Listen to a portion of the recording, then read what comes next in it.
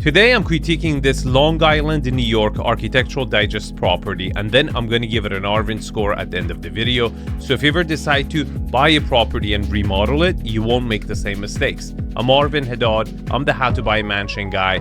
Let's watch this video together.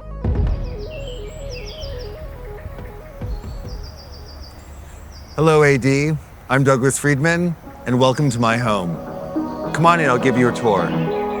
Can you spot the flaw? I always pause the frame and ask my subscribers to spot the flaw because it's a muscle you have to exercise. And while you're thinking about the flaw, I will tell you about the architectural style. It's a mutt. You got a little bit of shingles, Hamptons, Nantucket, coastal mixed in with each other. It looks beautiful. Now, did you spot the flaw? There's no pavers. There's no stepping stone to get into the front door because this is not your front door. You can't enter the property from here. It's for decorative purpose. You will find out later in the video why.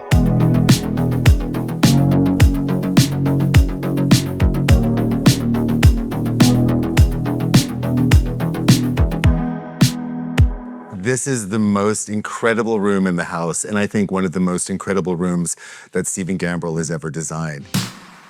This is the sunroom, it's the kitchen, it's the heart of the home. The original structure that was here was the same footprint, it was a little lower. It was also a sunroom, but it felt cramped and dark. So we redesigned it and rebuilt it stronger and bigger and brighter. Stronger, bigger, and brighter, and certainly the best room in all of the property. And I will tell you guys why it works. But before I do that, I want to show you guys the before pictures because it didn't look like this, but it looked pretty damn good. And for most of you guys, it would have been completely fine, but these guys wanted to change things around. So here's the back facade of the property, and this is the sunroom he's talking about. As you can see, it's much shorter, right? They raised the ceiling for very good reasons. Why? It's a north-facing property. You really need to bring that sun in, especially at a higher latitude on Earth. So very good decision. Now, architecturally speaking, it looks a little bit off, right? It's just kind of the proportions are off, and I'm completely fine with it.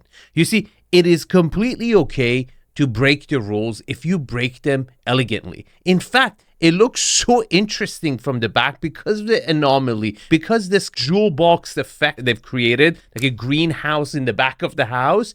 They've used that frame for the thumbnail photo, and the video is going viral. It works, it's beautiful, and this cork of it is like a patina on a dial of an old tropical Rolex, like a 369.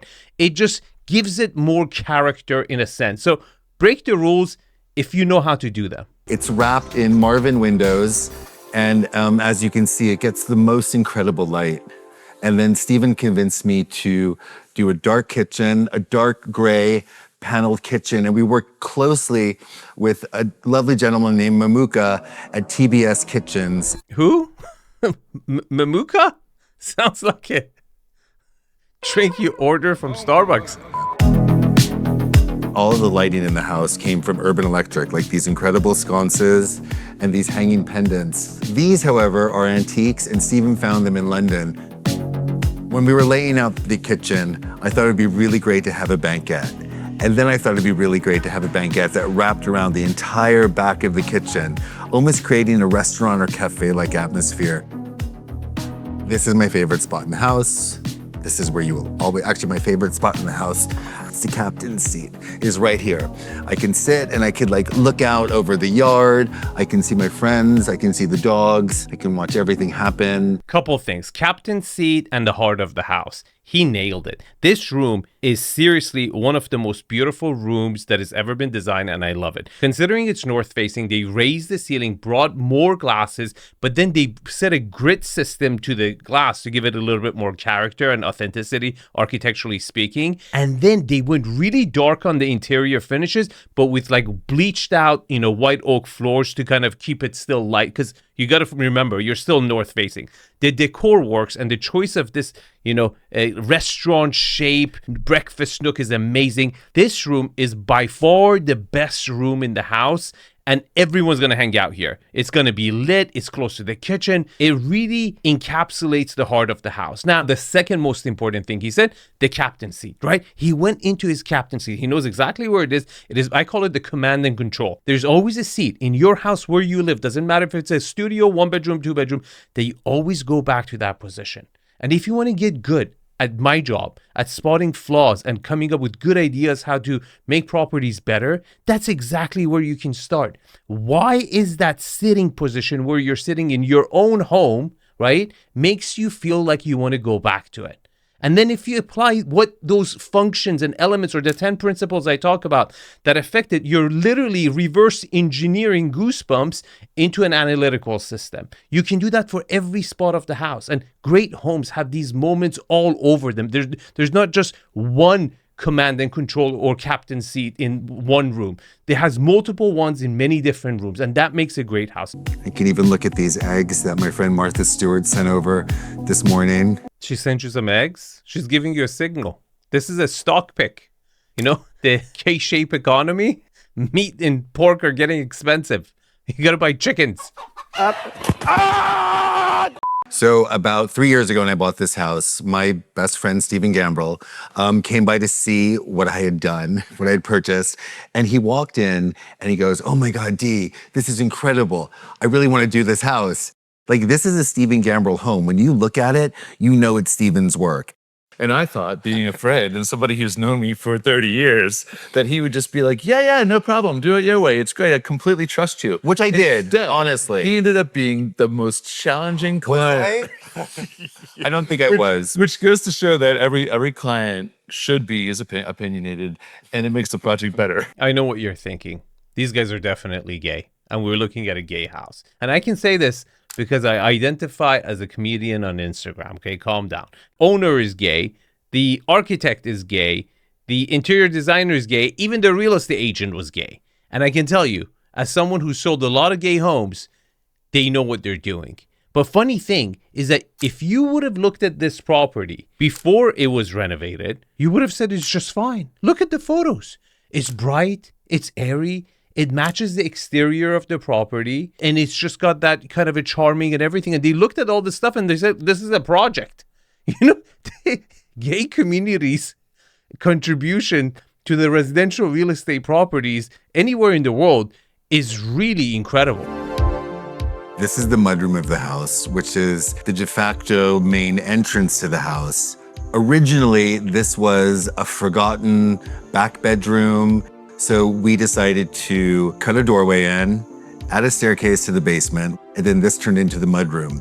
I worked with Tony Minetti at Ancient Surfaces, who sourced these incredible stone floors. They were reclaimed from somewhere in Italy and shipped over in these very heavy crates. Really beautiful floors. I absolutely love them, but I don't think this was the right decision. It's just too big of a sacrifice for a mudroom. The juice is not worth the squeeze. Let me explain. You've got a mudroom, a beautiful one, but what does that do for you? Is it worth it at the expense of your wow factor, where you have to now enter from the side of the property, have a really delayed wow factor, almost the farthest distance to get to that beautiful sunroom kitchen area, as to if you had a horseshoe driveway on a busier street, relatively speaking, you would have had that entrance to the property dead center for your guests to come in, hit them with the dining table, hit them with that volume of the house, the sunroom, and a huge depth of the backyard.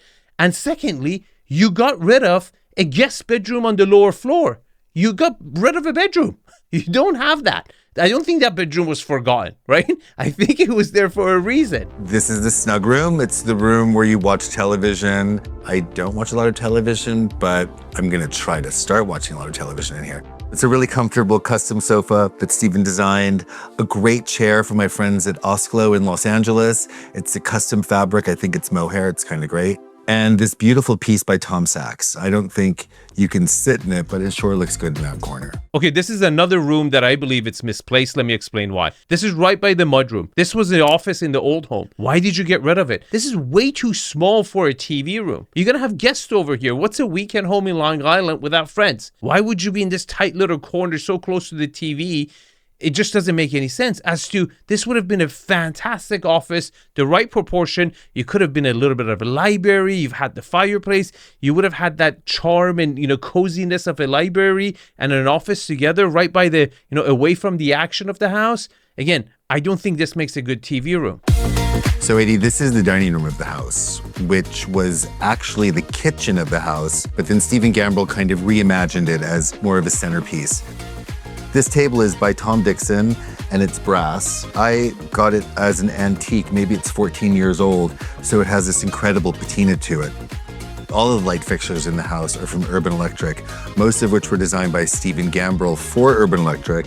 These two are actually some of my favorites, this one and the one that's up in the stairwell. And if you look over here, I worked very closely with a Mexican artist called Mike Diaz.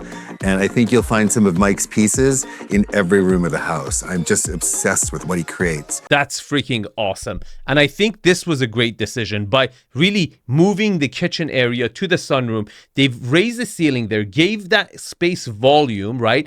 And they made room for the kitchen by that breakfast nook area because that doesn't take that much space. So they gave this space over there and then brought the dining room over here where it has lower ceilings. You're in a seating position, so it doesn't matter that much. It's actually kind of cool to be in that cozy situation. So I think it was an absolute great decision. And secondly, if they had the entrance of the property from the original position, the table would not get in the way of your wow factor.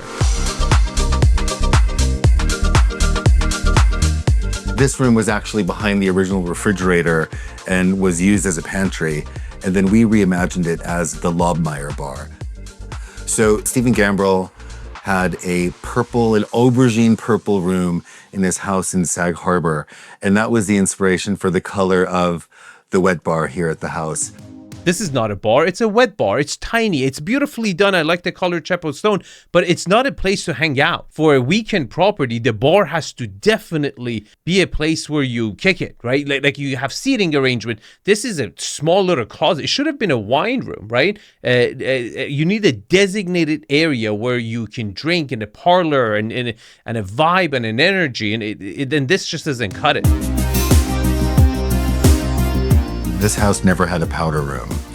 So we carved a powder room out of the old breakfast nook, and Steven decided to paint it red, without asking me, and I think it's beautiful. And then he commissioned this artist, actually got her out of retirement, to make this beautiful marbleized paper that wraps the entire room. What impresses me the most about this powder room, it might not be your taste, but how balanced it is, okay? They're doing a lot of things, but still for doing a lot of things and that to be really soft on your eye is really impressive. It takes a lot of experience as a designer to be able to both balance the colors and at the same time, the textures and patterns. To have a busy pattern that looks just like marble, but it's actually custom wallpaper right next to some sink that is a lot less, expressive. And then putting some, aged leather frame for a mirror. It's just really balanced and just working with material and matching it and both on, across the spectrum of patterns, textures, and colors is impressively executed. But what's even better is where to place your freaking powder room, because this used to be the kitchen. And what they did, they actually carved out this section, and this powder room is super central to all of the property, which is really, really necessary. This is the living room of the house, and it has incredibly low, intimate ceilings. I think this room really kind of hugs you and makes you feel secure and warm. I can't wait to start a fire here in the wintertime.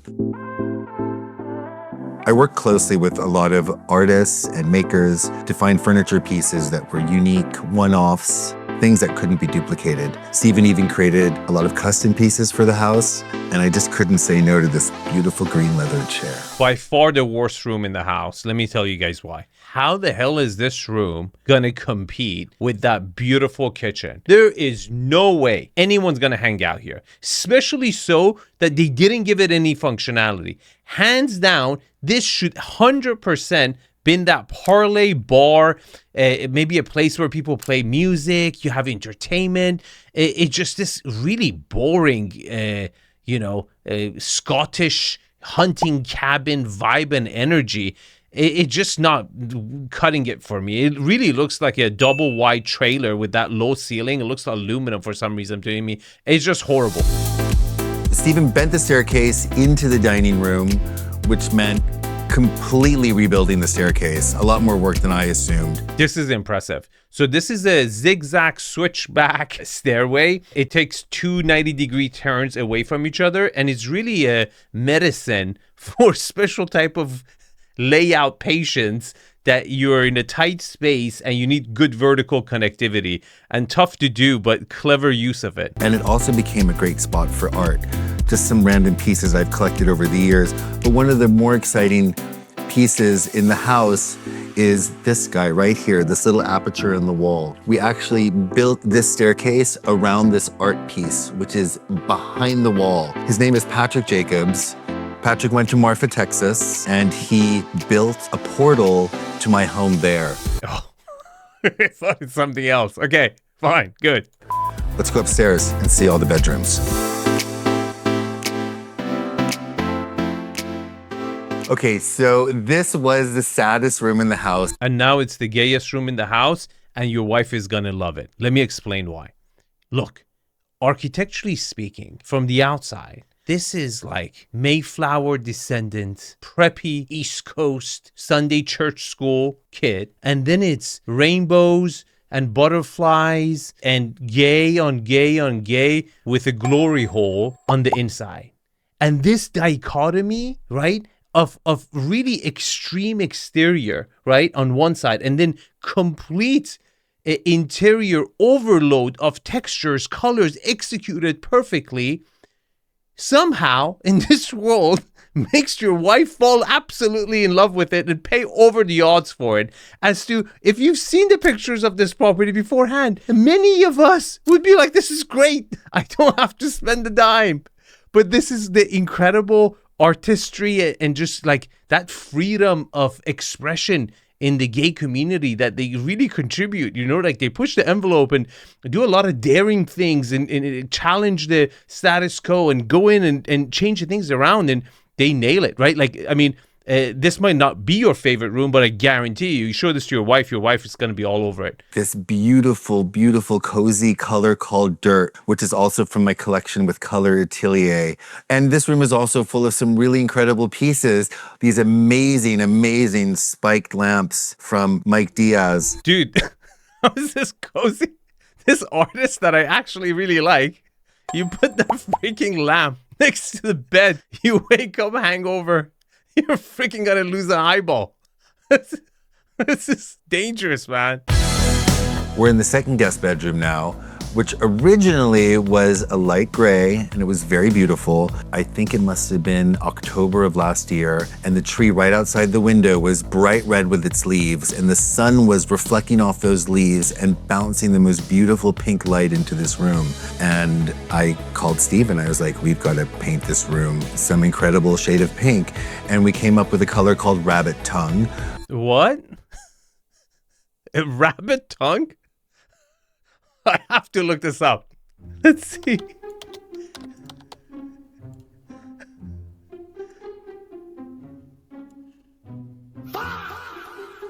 Okay, here it is.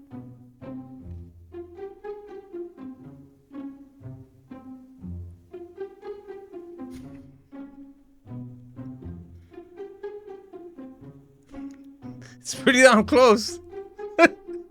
I never knew what a rabbit tongue looks like. But spot on, man. Did you take the fucking rabbit to the Home Depot? You pixelated that? How did you do that? How did you get the freaking rabbit to the Home Depot, man? Just holding it in your arm? Open up, here's the carrot.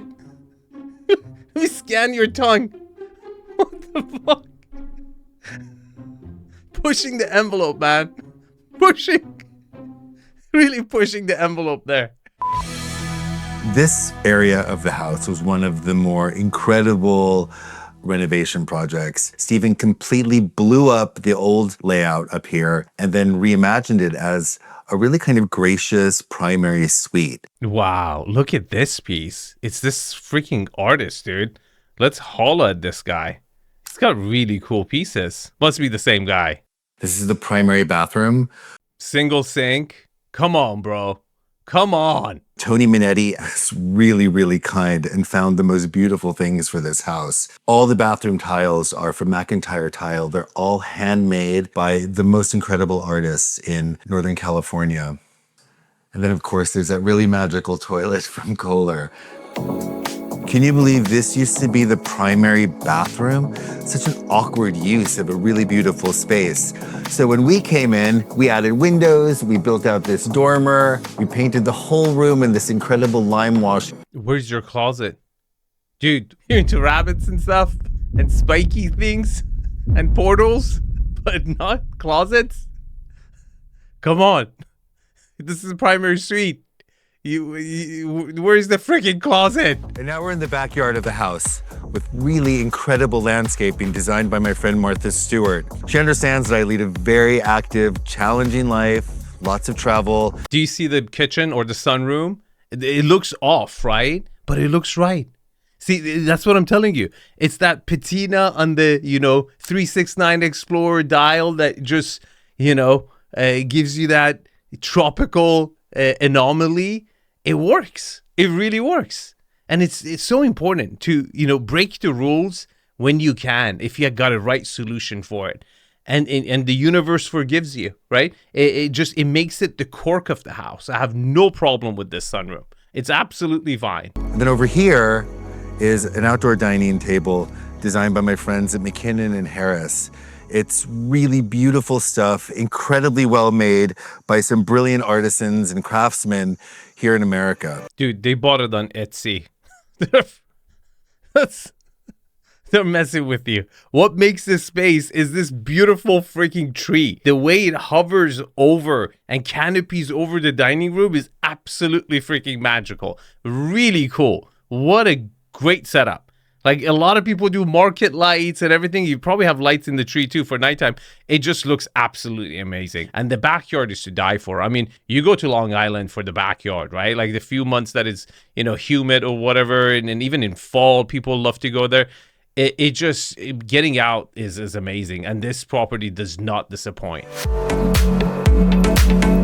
One of my favorite things about the backyard is that I'm starting to build a small sculpture collection back here. There's this piece by Wendy Vanderbilt Lehman. Actually, I grew up with this piece at her house because I was friends with her daughters. You were friends with the Vanderbilts? Are you serious? For my Iranian audience, that's like you saying you were friends with the Rafsanjanis, okay? Same thing. Same. Okay, let's give this an Arvin score because I've had enough of this beautiful home. But before I do that, if you want someone to proof your designs before you submit them to City, go over the 10 principles of quality so you won't have any regrets when the house is ready. I would love to be that guy to you. Here's the QR code. Fill out the form. If you're the right fit, I would love to help you out. Location, Brookhaven. I'm going to give it a 7. It's not the worst. It's not the best. I would say great value, good location. You're not too far away from Manhattan. You're not too close. It's good. It's a really good spot. Lot quality, right under an acre, proportional dimensions, all flat. I'm going to give it an 8.5. Lot utilization, massive backyard, humongous side setbacks. Front setback was on the weaker side. You didn't have a private driveway. I'm going to give it an 8.5. Privacy, no one looks into the property. You're well spaced from your neighbors, but you are on the main road. I'm going to give it a 9. Lot orientation, you're north facing, I'm going to give it a 6. Architectural style, look, it's not a purebred, it's a mud to begin with, and at the same time it has a cork, but I really believe the cork actually gives it more character, and for that reason I'm going to give it an 8. Views, it's not a view property, I'm going to give it a 0. Layout, look, this is where things really got wrong, and I really think they made some mistakes or choices that really is not going to help the resale value of the property whatsoever. Getting rid of a bedroom is never a good idea, and doing it at the expense of your wow factor is just even worse. And then that formal living room is never going to get used. You didn't give it functionality. You had 3 bedrooms still upstairs, but the walk-in closet wasn't there. I'm going to give it a 5. Scale and volume. Look, this wasn't a mansion, and it doesn't have to be a mansion, right? But the ceiling heights on the dining room and the formal living space was horrible. The only good scale was the kitchen area, which you're going to spend the most amount of time. I can't give it anything more than a 2. Finishes. This was really critical, and it was enhanced by the choice of furniture. But overall, the palette, the texture, the balance of patterns was absolutely spot on without really going crazy on the budget and throwing dollars in the air. Here's the Arvin score. And if you want to watch another property that I absolutely love, watch this video. Thanks for watching. I'll see you guys in the comments.